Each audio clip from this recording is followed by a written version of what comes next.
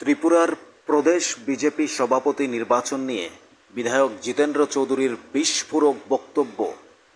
ত্রিপুরার বিজেপি সভাপতি নির্বাচন হওয়ার কথা ছিল, তা স্থগিত হয়েছে, কিন্তু জিতেন্দ্র চৌধুরী দিলেন বিস্ফোরক বক্তব্য।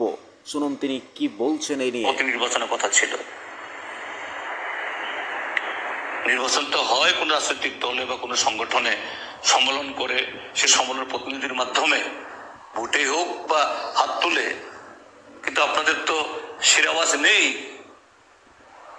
বাইরের থেকে নাকি আপনারা এই অবজারভার, তারপর রিটার্নিং অফিসার নিয়োগ করেন, একেবারে ডাকদোল পিটিয়ে পৃথিবীর সর্ববৃহৎ দল, সর্ববৃহৎ গণতন্ত্র।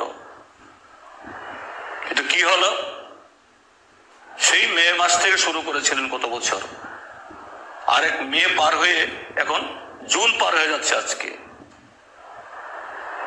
কিন্তু আপনাদের কোথায় সেই নির্বাচন? আর এই নির্বাচন স্থগিত করে সবাই দিল্লিতে, সব দিল্লি পাড়িয়ে দিচ্ছেন বড় বড় সুটকেস এবং পুটলা নিয়ে। কেন? কোন রাজনৈতিক দল যদি জনহিতে, দেশের হিতে, দেশ নির্মাণে হয়, কেন পুটলার দরকার? কেন বড় বড় বাক্সের দরকার?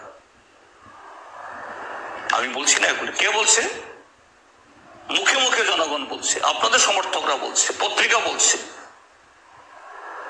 আমি জানি না সে পুটলাতে কি আছে, জানি না সে বক্সে কি আছে। এইভাবেই আমাদের রাজ্যে গণতন্ত্রের জবাই হচ্ছে। আইন শৃঙ্খলা ছোট্ট যারা সবকিছুতে মাতব্বরি করছেন, এদের হাতে চলে যাচ্ছে। তার অর্থটা কি?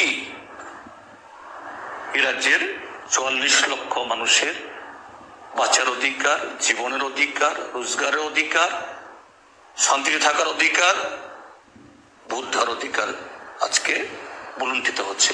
এই হলো ত্রিপুরা রাজ্যের চিত্র, অত্যন্ত দুর্ভাগ্যের। তার বিরুদ্ধে সবাই মুখ খুলুন। বিজেপির ভেতরেও যারা গণতন্ত্র চান, শান্তি চান, উন্নয়ন চান, আমি তাদেরকেও অনুরোধ করব, এটা শুধু বিরোধী দলের বা সিপিআইএম এর একার দায়িত্ব না, আমাদের সবারই দায়িত্ব এটা।